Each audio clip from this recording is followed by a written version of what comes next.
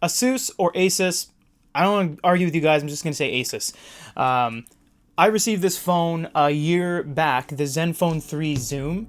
I received this phone a year back. We reviewed it and we sent it back to them. I liked it so much I went out and bought one. I actually did. It was not given to me for free. This isn't paid for by Asus or anything like that.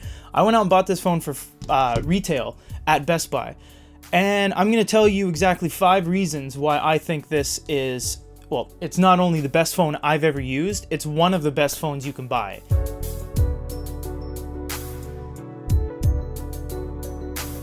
I've had a lot of phones over the years. I'm not a phone guru, I'm not a phone master, not by any means, but I've had a wide array of phones. This is just a few. I got some in storage and I've sold a bunch. I've had everything from the old Sony Ericssons, yes, the Ericssons, to obscure Nokia bar phones. Yes, this is a phone. I've had a lot of these. These are Japanese Keitais or old Galapagos flip phones, as they call them. I've had tons of these. I've dealt with hyper sims. I've been through the ringer with cell phones. I've even had super normal stuff like the Xperia Z3, more obscure stuff like the Xiaomi, I'm not sure how to say it, excuse me, Note 4 Me or something like that, and of course my Asus Zenfone 3 Zoom. Reason number 5 is it's cheap. A year ago when I got this phone, it was $409 retail, $409.99, and that's Canadian. So, for example, the iPhone 10 is $1,300, and I'll say Canadian, base. That's base price. The S8 is $1,000. This thing is $400, and it has everything and more that those other 2 phones have. Number 4, it has an SD card slot. A lot of the times, new phones just don't have any expandable memory. They slowly started getting rid of phones that allowed you to take the back battery covers off them, like so, and remove the battery. So there was non-user removable batteries that came out, and then there was non-user removable storage. You can't take the storage out because it's set storage, and Apple does this tiered system.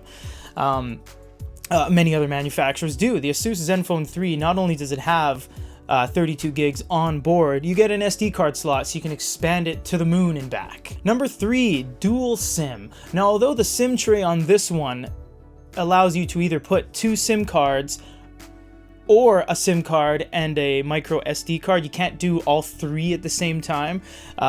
It is really cool to have dual SIM because I travel to and from Japan a lot. So what I do is I stick my Freedom Mobile in Canada SIM in here and my Rakuten Mobile in here as well. So when I go to Japan and back, I can use both without taking it out. And you might say, oh, it's a small price to pay to just open the side out with a little paper clip, and that's true, that is true, but it's cool to have dual SIM, and mostly only international phone models have dual SIM traditionally. Number 2, fingerprint sensor. I cannot tell you how I always thought, oh, fingerprint sensors, you don't really need them, you know, they're kind of stupid. You just unlock the phone with your face like an iPhone, or you know, your code or your pattern. And man, I can't tell you how easy it is to just, like, oh my god, you can sign into PayPal, you can sign into like your mobile banking, you can sign into eBay, you can sign into anything using your fingertip, and all you got to do is tap it, and it's so quick. It goes on in a second, and you might think, oh, why don't I just press the button, my thumb is already there. And it's true, you can, but this is just, it's one more of those things, instant gratification that people get these days. You know, you just tap it and it turns on. A lot of phones are even getting rid of them. For example, once again, the iPhone 10, they got rid of fingerprint sensor. The latest Sony Ericsson, sorry, not Sony Ericsson, that's this guy over here. The Sony Xperia line, other than the international models, are getting rid of, or not including, their fingerprint sensor. I think the newest one coming out in a couple months will, but a lot of manufacturers don't even have them. And Fujitsu back in 2011 on this Japanese flip phone had fingerprint sensors already in there, so people think, oh, it's such a new thing. It is not. It's been around for a little bit of time. The battery.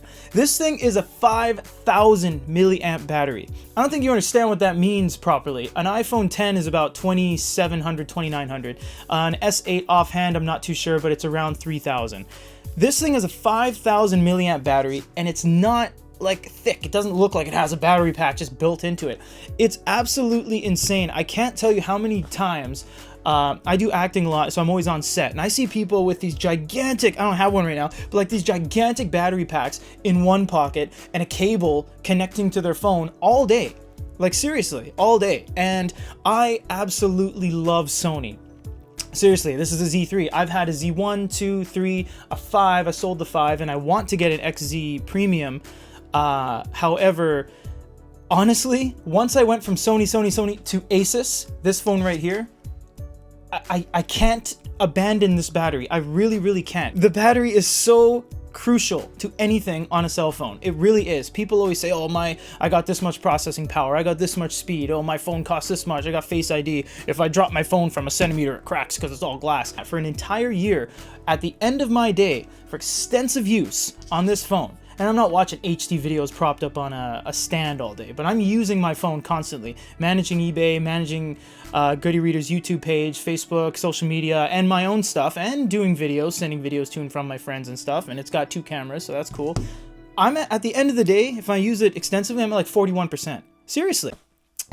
But anyways, those are the 5 reasons I think the Asus Zenfone 3 is not the best phone in the world. It's fantastic. It has everything going for it, and it is definitely a great buy. Single speaker, but it does have a headphone jack, and it's USB-C. It's fantastic. This was not paid for by Asus. I wish it was. I wish I could get more money for this. It is not. Buy this phone if you guys are on the fence about all these major brands. Even buy this for the intern. Buy it as a backup. It is friggin' amazing. GoodyReader.com. This is Peter and my personal little video here.